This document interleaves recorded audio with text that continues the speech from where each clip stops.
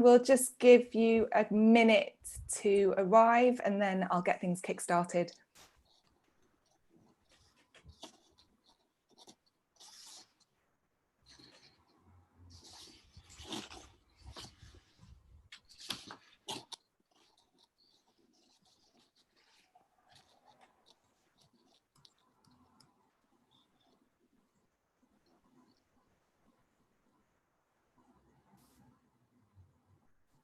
Great. Let me get kick-started because I know we've got a lot to get in this 45-minute session. So my name's Holly. I'm the MD of BEMA. Welcome to BEMA's sixth and audience with.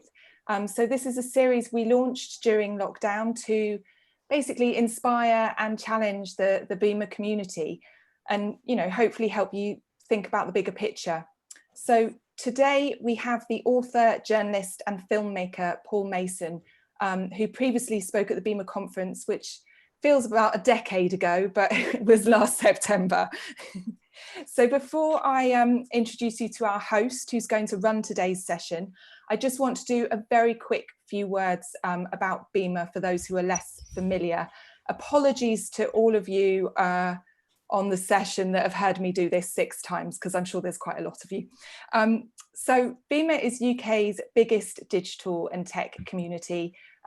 We represent digital talent wherever it is. So whether that's agencies of all different types and sizes, tech companies, little and large, brands, startups, academia, and everything in between. The common thread is that we're all about driving innovation. So whether that's talking to students across the UK about the opportunities in digital, whether it's running sessions like this or other learning and development opportunities, or driving thought leadership through our 20 different councils and think tanks. It's all about, you know, helping to make your business better, helping to drive innovation, find and retain the right talent, and ultimately make this industry a fairer, more sustainable, more diverse one. We are a membership organisation. If you would like to talk to one of the team about joining or getting more involved, please do give us a shout. I'm hollyhall@bema.co.uk. So that's enough of me. I would like to introduce you to our lovely host for today, Ada Paris. Ada is a futurist, cultural strategist, storyteller, performance artist, keynote speaker in her own right. We will get her to do one of these. And an extremely valued BEMA friend. She also did a good stint of hosting at the BEMA conference, which we were really appreciative of. So without further ado, over to you, Ada. Hi, thank you, Holly. Thank you for having me back.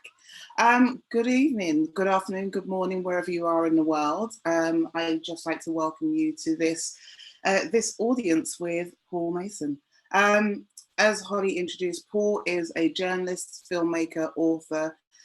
His latest book, Clear Bright Future, A Radical Defense of the Human Being, was published in May 2019.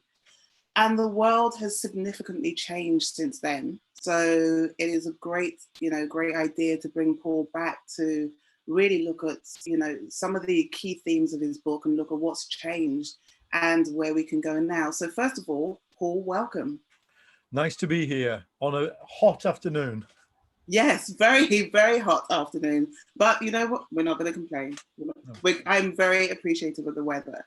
I thought, we've only got 45 minutes, and I know from our pre-conversation that there is lots that we could talk about, and we could go on for hours. But I thought at the start of this conversation, maybe it's best if we set context. So could you kind of cover, just introduce, for those who don't know, some of the key themes from your book?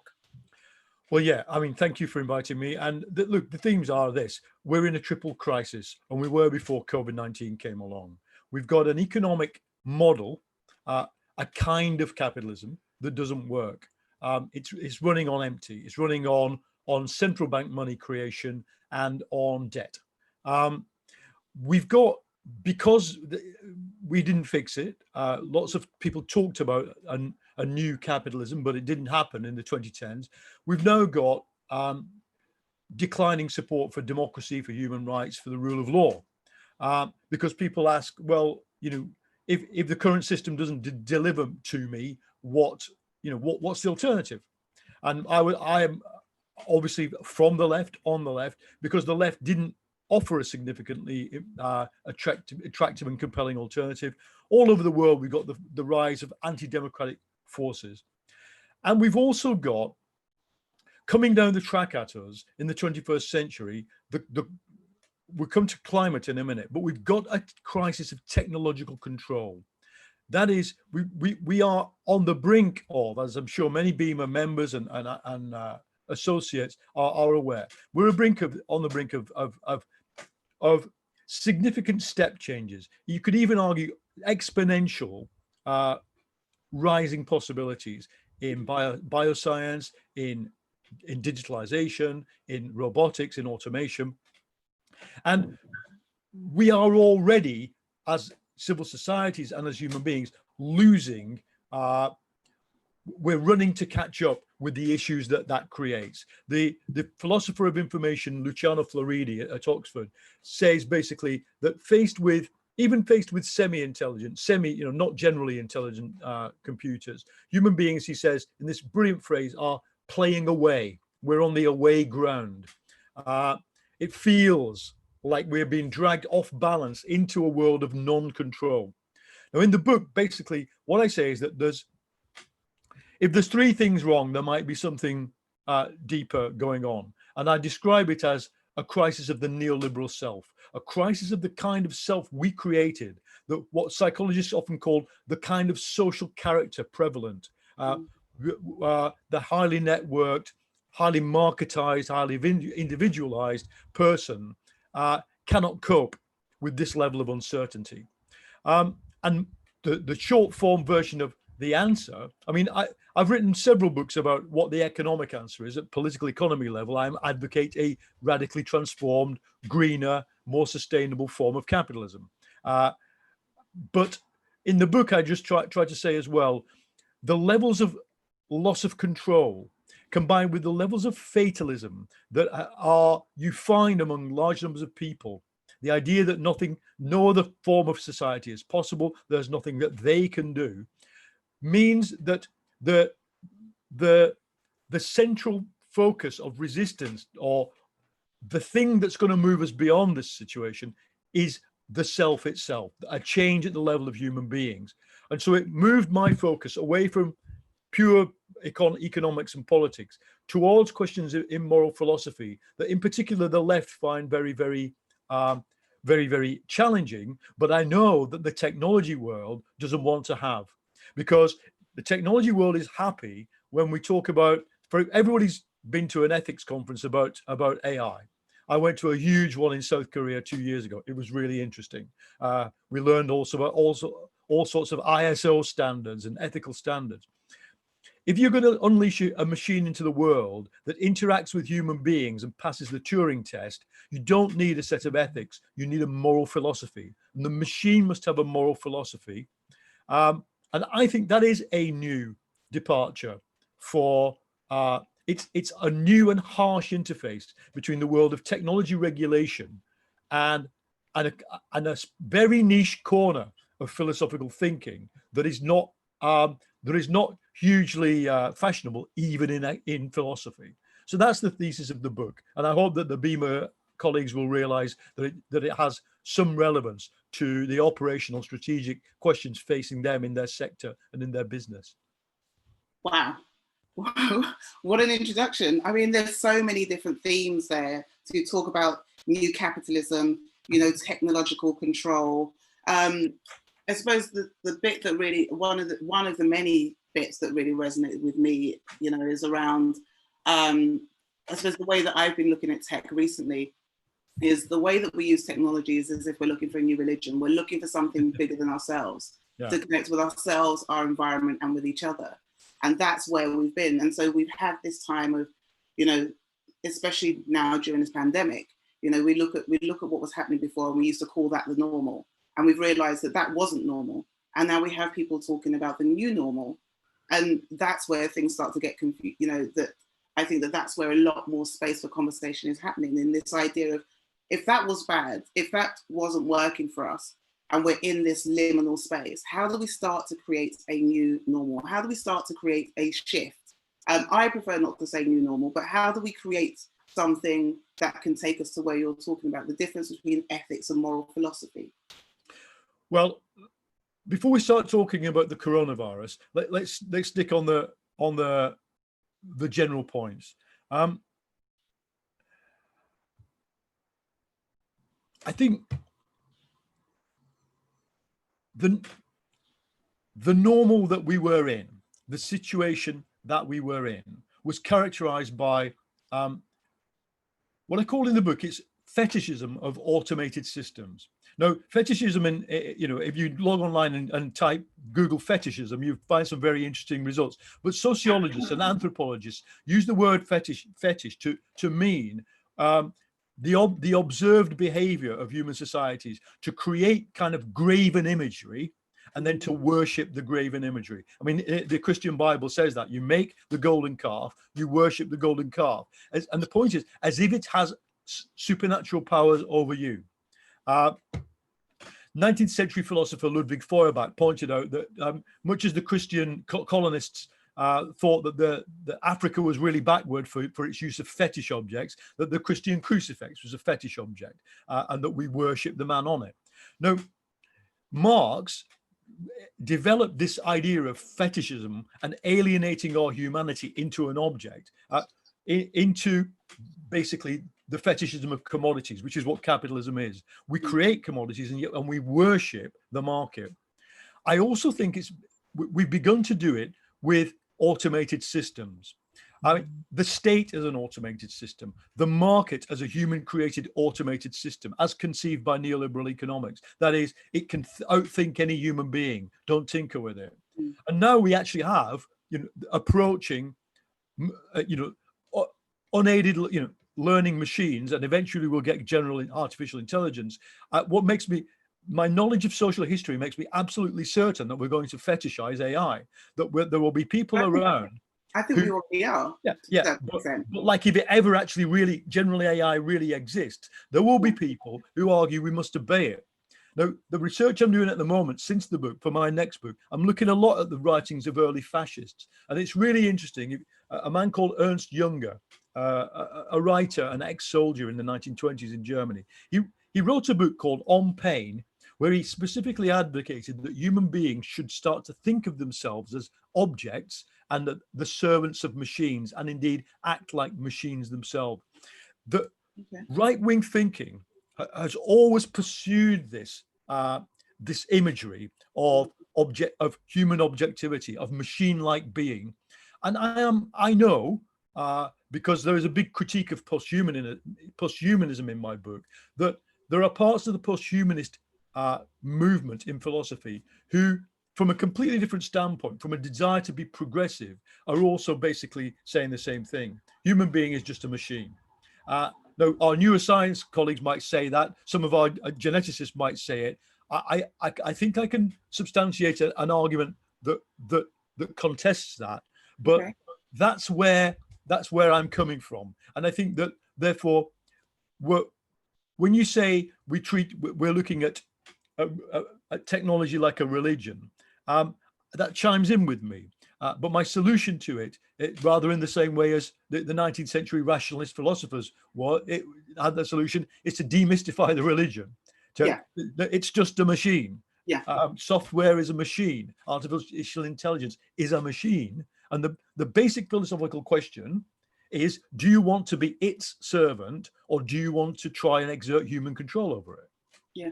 And I think that's where a lot of my thinking has been, is that there's this separation, and we keep the gap between it and us keeps getting wider and wider and wider. And that's where we ended up. And we're now in this time where, we're now in this space where, going back to your point about capitalism, we're in this space where we're starting to recognize that actually even the economic models that we had are completely broken. I know that you talk about, I saw in one of your talks, you talk about we're in a general crisis of capitalism. Do you want to talk a little bit more about some of that? It sounds dramatic, but just replace the word capitalism with feudalism, And it's axiomatic among social historians that that was a general crisis of feudalism, that the Black Death in 1345 hits Europe, kills a third of the population, but there was already dysfunctionality in that essentially agrarian natural economy. A combination of internal weakness and external shocks creates, first of all, a wave of revolts. So the peasants' revolt in England, the Jacquerie in France, big revolts in Ghent and Florence of workers. And what happens is that people say, you know what, this feudalism seemed to work for quite a long while, but it's no longer protecting me from mass death. So I need to think about, is there an alternative? And that conversation spins out over 200 years in philosophy, in theology, in political theory. I think also that the idea of tech feudalism is also about the development of future tech. So absolutely, how it's developed and how it's scaled, and who are the people that sit at the top, design things, and who are they for? Absolutely. But if we stick with the original feudalism, all I'm trying to say is that if you can have a general crisis of feudalism, then it's quite possible you can have a general crisis of capitalism. And what could it look like? It looks a lot like now. Why? First of all, the overarching fact is that we've run into the limits of the carbon economy. So in the mid-century, we're going to get feedback loops that all the chaos theorists and indeterminacy theorists out there, hopefully in this audience, can tell us a lot about how feedback loops work. We only know a carbon-based capitalism. A guy called Andreas Malm wrote a book about climate change, where he pointed out that the decision to introduce steam instead of water in the early factory system was all about suppressing the power of workers, replacing men with women, replacing women with children. Now, so look, we can imagine in a parallel universe, there could have been a capitalism run on water power, but the only one we know burns carbon. And so it faces the need for a major change, and it isn't facing up to that change fast enough. We now see the zoonotic viruses crossing over from the natural world. Why? Because we're ripping it apart. The tundra is on fire in Siberia. The Amazon is on fire. If you go up the famous river, I went up it in Borneo, where you can see the orangutans. When you look at an aerial photograph of it, you realize that the Malaysian government has just left a kilometer of rainforest whilst completely destroying everything else. So, okay, that's what look like exogenous shocks. They're not, they're created by capitalism. And then there's the internal one, which is that since 2000, we've been basically fueling boom bust cycles by the repeated recurrence to central bank money printing and debt accumulation. And if we do this, there's only one signal we're sending to ourselves, that we expect the future to be full of riches, wealth, and prosperity, which will allow us to pay these giant debt piles back and stabilize the money supply. I just don't think it's going to happen. And that's what in my book, Post-Capitalism, that's why I was trying to outline a theory of internal breakdown. But really, so that's 2015. Now I'm very focused on the apparently external shocks, which are, I think, more rapidly focusing the minds of policymakers. Because if you wanted to say to David Cameron, capitalism's screwed because of a specific zero marginal cost effect of information technology, well, I'm not interested. If you want to say, sort of Western supermare might sink under the ocean in 20 years' time, you've got their attention. And so that's why I think we should be having a discussion at that level, at that meta level, when so much of our political discussion is about the nitty-gritty, and so much of the tech discussion assumes that there is a kind of steady state society called capitalism, into which the only variable is technological innovation. You hear it at conferences, here's my 10-year pipeline of innovations for my corporation, okay, assuming that Britain still exists as a single country. Who knows whether it will? So in that scenario then, because you're talking about what needs to happen is it needs to be systemic change, who would you have around the table for that conversation? The people. I mean, this is what the specifics of being on the radical left, as I am, is I think the wisdom of people and their experience, first of all, the changes that we're going to have to take people through, they'll have to take themselves through. I think it should be obvious to people that you sort of, buying an electric car on its own, difficult though that is, I cannot drive to my sister's house in Manchester because I can't find enough plug-in points. Yeah. So that I don't have an electric car. But difficult though that is, that's not going to solve it. We're going to need modal changes in the consumption of energy, not just the production of energy. Now, what does that mean? It means that the people themselves are going to have to decide the trade-offs, because the reason we've seen, for example, the Gilets jaunes movement in France, a reaction to climate taxes, carbon taxes, is because nobody asked them. We see it here. I did doorstep campaigning for Labour in London, in nice, trendy central London. Everybody's all in favour of radical action to limit climate change. You get out to the outskirts of London, where all the working class men live who drive white vans for a living, and they are furious at the ultra low emission zone, and there's no consent for it. So the answer is the people. I mean, the answer obviously as well is experts, but I defer to experts in bioscience and climate change. I don't defer to them in behavioral science so much. I think the COVID, well, because I'm not sure that behavioral science behavioral science is as a thing that on my computer screen should be up here, doesn't it? It's got a great cachet. It should be up there with what? Genetics. Sociology, who cares about sociology? I think that sociology is a lowly thing. That's for the kids who didn't make it to behavioral science. Look, I'm not questioning the whole of behavioral science, but my observations of the government's mishandling of this COVID epidemic is that the moment the behavioral scientists enter the SAGE committee is the moment that the scientific decisions start to get politicized.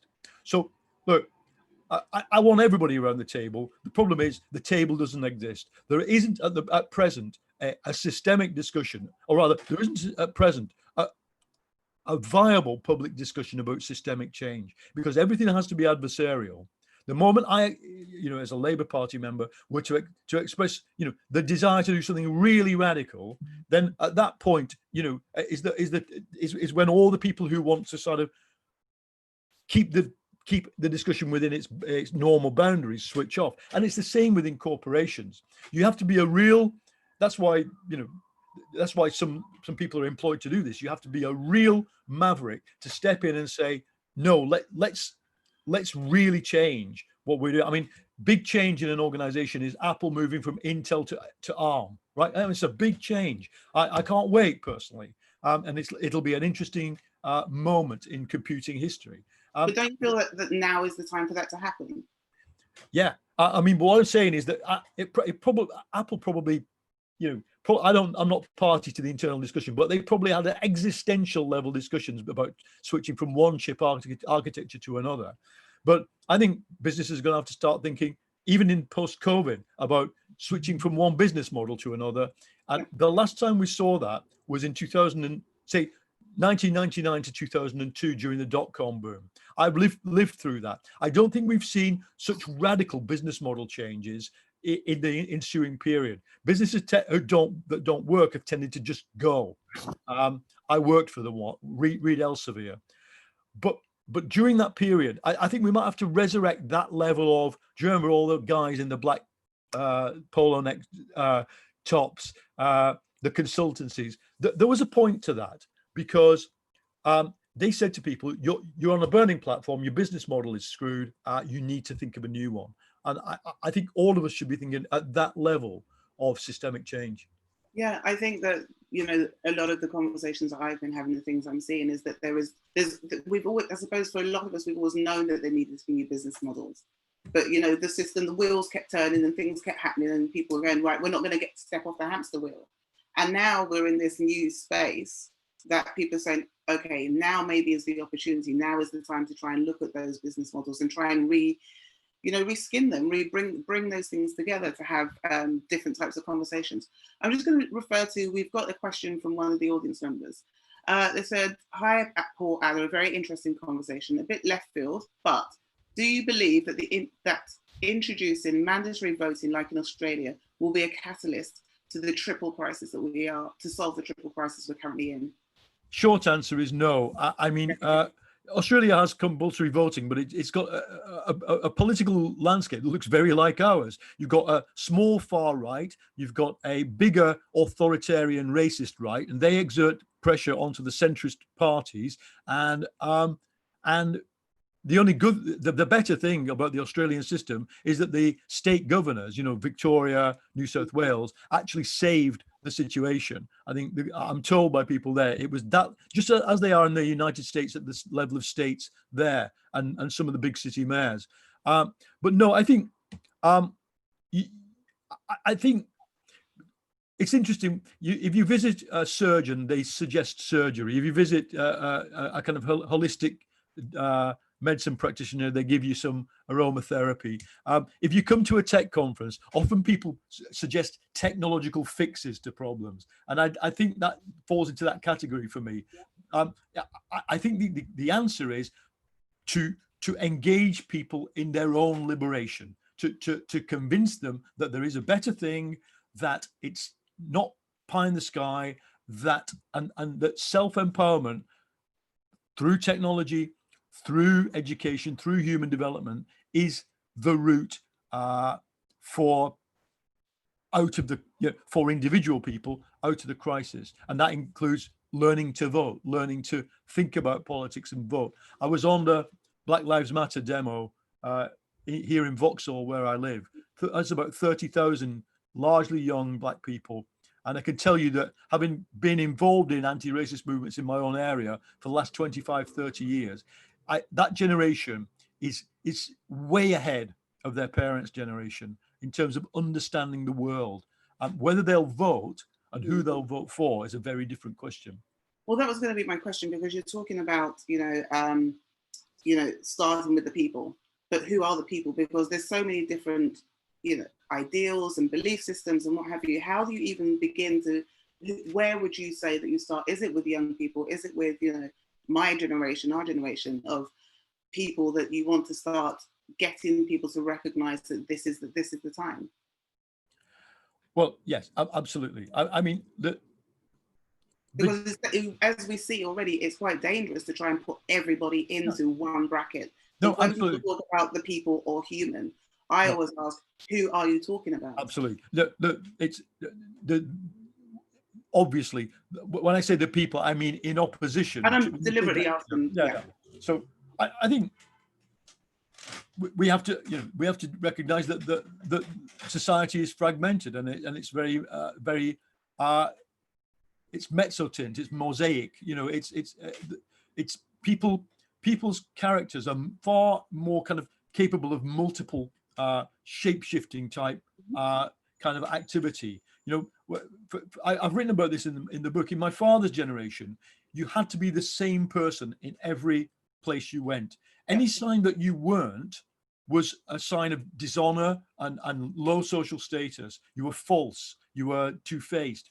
Now people have become really adept in being a different person, and a different person. I am a Red Guard Nightblade in Elder Scrolls. I think my persona on Zoom is probably different to my persona on Skype. I don't know.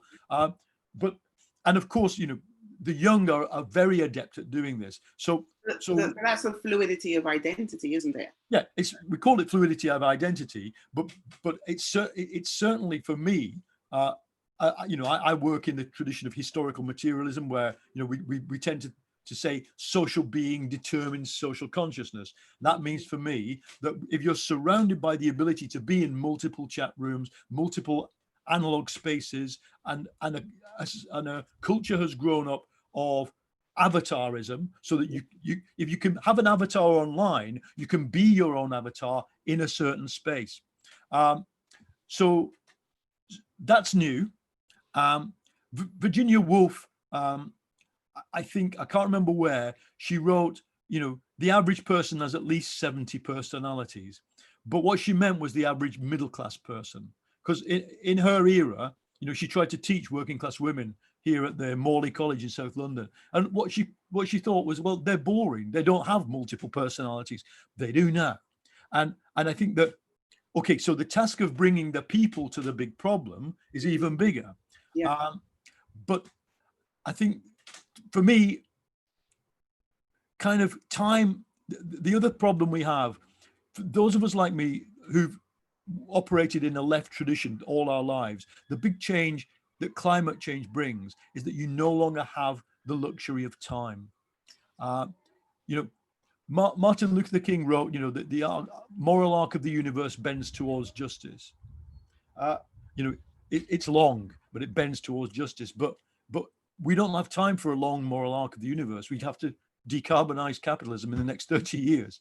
So the sense of urgency to me has become very important. So another question from the audience. So in thinking along those lines, is someone like Keir Starmer represent a real maverick for change, or is he more of the same? So who are these new, you know, following on from the conversation we're having, who are the people, or what type of person are we needing? Is it a person, is it people that we're needing to help, you know, move this along? Look, I pity people like Keir. You know, I worked on his campaign, I supported him, but they're trapped in a kind of marionette show of politics, where any attempt to think outside the box, to act outside the box, is attacked. You know, it's hard. I think he's a good guy. I think he wants to enact a technologically modern and climate sustainable form of social democracy. That's good. I think we have to bear in mind that there are so many people in our country who want things to go back to the way they were, don't want to address climate change, don't like multi-ethnicity, that Starmer leading the Labour Party is about the best that you can get to be able to move on. Otherwise, we were just in a perpetual right-wing government. So, however, I mean, I move in a world occasionally, you know, in conferences like this, and occasionally in other kind of multi-dimensional conferences, where I hope the real thinking is being done. We had a thing called Decode, which the European Union funded, and it was some of the people who've been involved in BEMA and with Nesta were involved with that. We were able to bring real superb experts in the regulation of IT and of big data into international conferences, interface them with politicians like the mayor of Barcelona, Ada Colau. I think that's where, you know, that's where the thinking and the heavy lifting of futurism has to go on. I'll say one other thing. I'm a huge critic of this guy, Dominic Cummings, because I think what he's trying to do is to leverage in a particular sector of the IT industry, so Palantir and Cambridge Analytica, into government and kind of rip out the semi-accountable civil service. Okay, so that's my critique. However, I would have no problem if there were 5 or 10 equivalents of Dominic Cummings, you know, a little bit more diverse in background, a little bit more diverse in political persuasion, who, because what he gets is that a lot of the way that we do things now, are broken, and there aren't enough people who think like that. So then that leads nicely into my next question, which is, what then is the role of tech in all of this? Do you mean the tech industry or tech itself? Both. So let's start with the tech itself, because the tech itself, and then we can look at the people. Okay, so you know, I am often called a techno-utopian. I don't have any problem with that, except as long as people realize I'm not saying the technology does it for us itself. Yeah. Okay, I think that we're on the brink of advances in information technology that are already cascading over into all the other sciences and technologies that should allow human beings to liberate themselves from large parts of necessity. So, you know, shortages of food, of bad healthcare, lots of things like that become possible with the kind of technologies we have. The problem is that they are in the hands of people who want to create huge asymmetries of power. Indeed, the technology itself creates the asymmetry of power unless you democratize it. And we've also got, I mean, Why people think Facebook is a capitalist company, I don't know. I mean, basically, Facebook is a capitalist company where the chair can't sack the CEO and the CEO can't be sacked. Whatever happens, whatever reputationally bad things they do, nothing can change. So I want to free the technology from the social formation of the huge tech monopolies. I want to break them up. I want to create a publicly owned identity layer, ID registry, where we, the public, can negotiate over the use of our identity by people who want to, for good or commercial or bad purposes. I want information to become a public good. Is that what you mean when you're talking about the weaponization of tech? Well, weaponization of tech is just, it's happening. Look, the sheer scale of disinformation. I'm a journalist, so what happens to me is not just that I wake up every morning to a torrent of abuse from people who don't know me, which I have to obviously wade through or forget, is that my central task is to find out information, and somebody somewhere is basically filling the system with noise. It's annoying noise, or sometimes it's really significant, slightly wrong noise.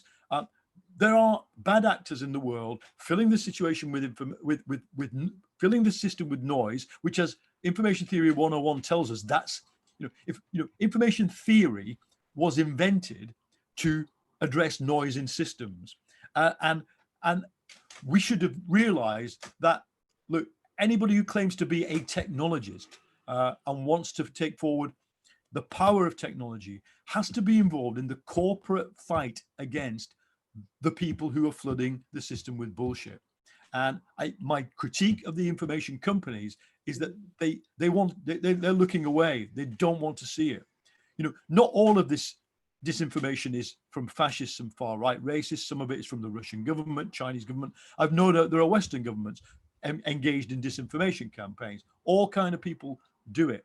But if you physically look away and say, it's not my job to create filters, it's not my job to see this as an urgent situation, the very thing that IT is based on, information, like, as an economist, I kind of know bad money drives out good. As soon as counterfeit coinage is circulating in a town, everybody becomes wary, and that's what's happening with bad information. People are now wary of good information. And so I think this central problem for our, what do you call it, sector, industry, or pastime, is just not being addressed by the people who have the power to address it. Okay, so, and going back to the point where I asked you the question about what's the role of tech, given that Beamer mentors, Beamer members are digital and tech, what do you feel is the role of them, or what do you feel is the role and responsibility of the individuals and the businesses? I would urge people in their organizations to recalibrate the discussion about ethics. You can't, if you're researching a new medicine, you can basically pull off the shelf a set of medical ethics. It's fairly clear, there are complexities, but it's fairly clear what you need to do. If you're creating technologies that governments or bad actors could potentially use for behavioral control or surveillance, then you need to ask. You can't just go, kind of ring up the HR department and say, do you happen to have any ethics in your bookshelves this morning? Send Janet up with a pile of ethics. You can't do that. So you've got to, the corporation has to have a moral philosophy. Some corporations do. It's quite interesting. Google founded a moral philosophy, a kind of ethical philosophical department, and it blew up a week after it met. I'm not sure what its current status is. I remember that. Yeah, because you can't do it. You can't hire a bunch of experts and say, hey guys, come up with a kind of moral philosophy for us. You've got to decide what it is yourself. And the real problem I have, which I point out in the book, is that so many people in Silicon Valley and from that end of the tech world do have a moral philosophy, and it's the moral philosophy of Friedrich Nietzsche, which is, there is no moral philosophy. You do what you can get away with because there is no God. And there are only Untermensch men and supermen. I mean, you hear that mentality across the tech space all the time. At the very least, interrogate as in your corporation and your organization, whether or not implicitly that has become your moral philosophy. If it has, then actually, in a Nietzschean world, it's quite profitable to be a Nietzschean. You know, forget the poor, forget the rest, just get away, make profit. But if you think of yourself as someone who has a wider and more general human purpose to what you do, you have to then question that kind of essentially Nietzschean view of the world. Okay, thank you. We have 4 minutes left, and I want to ask the last question. So how much personal responsibility do you feel in your role as a journalist and filmmaker to try and fix what's broken? A lot, but I'm also aware that the only way we're going to fix what's broken is if large numbers of people at once come to a kind of zeitgeist about the solution. The interesting thing about, for example, open source, once you know how open source works, you can see the immense power of it. And fortunately, here is where I'm not a huge critic of some of the big techs. The fact that some big tech corporations have taken it upon themselves for very capitalist reasons to defend a certain open source product, like, for example, the Android operating system. I'm not cynical about that at all, because to me, that's the re-encroachment of the commons. It's the re-encroachment of what I want to fight for. But to come back to your question, I think we've all got to, what I say in the book, we've got one of the most powerful things you can do is to cease performative behavior. The last 40 years, we've all adopted a kind of market performativity. So if you treat the person serving you in Pret-a-Manger as a real human being, it's quite hard to get a coffee from them. Yeah, if you treat them as a robot who's designed to smile at you, say a script, and you say it back, you get the coffee, and they don't get sacked. So the interaction is then transactional rather than emotional. Yeah, and I think we've all learned to do that. I remember when McDonald's opened in my town, Lee in Lancashire, old Lancashire mining town. For about a week, we stood at the counter and said, "Hello, mate, how's your grandma? How are you doing?" And then it became clear that that's not what you're supposed to do in McDonald's. And our mates had to kind of look away and go, would you like a Big Mac, sir? And you think, you're my friend.